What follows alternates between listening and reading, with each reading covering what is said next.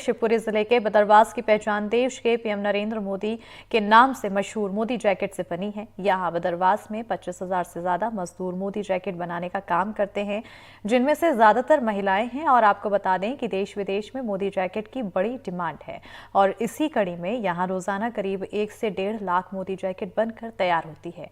प्रदेश में हुए विधानसभा चुनाव और अब हुए लोकसभा चुनाव के मद्देनजर इन जैकेटों की डिमांड में भारी इजाफा देखने को मिला, जिसके चलते जैकेट बनाने वाले कारोबारियों को 10 करोड़ रुपए से भी ज्यादा का कारोबार हुआ है।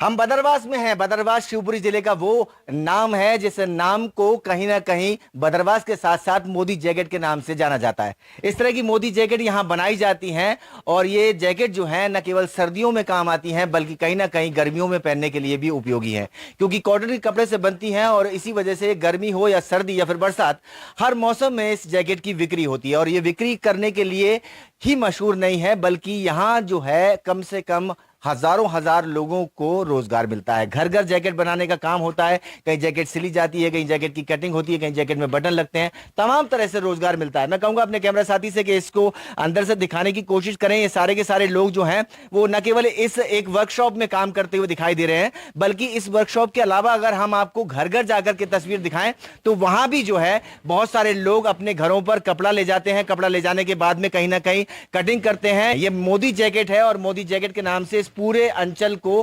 पहचान मिली हुई है। आप बता दीजिए नाम जरा। शिशुपाल। शिशुपाल, क्या काटते हैं आप? जैकेट बनाते हैं। जैकेट बनाते हैं। कितनी जैकेट बना देते हैं रोज?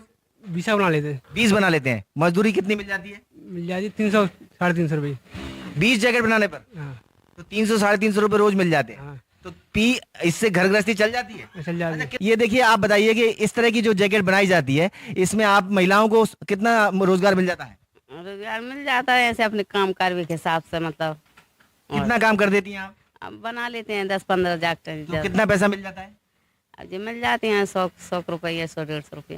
300 रुपए रोज मिल जाते हैं। तो 300 रुपए आपको मिल जाते हैं। इस तरह की कितनी महिलाएं होंगी पूरे बदरवास में? बहुत सी आएंगी महिला, मतलब बहुत घर घर काम हो रहा है। घर घर जी यूरिया, घर घर जैकेट बनती है। हाँ जी यूरिया। कितनी महिलाएं होंगी बदरवास में? खूब सारी, बहुत सारी अनगिनती हैं। वो तो घर घर बन रही हैं साहब।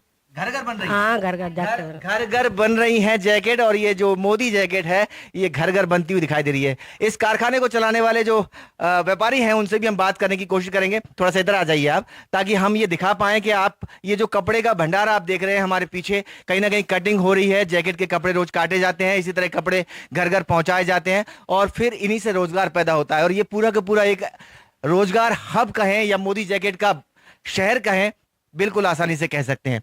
आप सर नाम बता दीजिए पहले। मनोज अग्रवाल। मनोज अग्रवाल जी। मनोज अग्रवाल जी, कितना व्यापार रोज होता है? आपकी बात नहीं कर रहा हूं, पूरे बदरवास की, पूरे रोजगार क्षेत्र की बात कर रहा हूं। यहाँ पर बदरवास, प्रॉपर बदरवास में कम से कम 10,000 लोग काम करते हैं। बाकी पूरे बदरवास से क्षेत्र जो लगा हुआ है कम से कम 25,000 मजदूर काम करते होंगे बदरवास क्षेत्र में। और अगर व्यापार पैसों में माना जाए तो कितना व्यापार हो जाता है?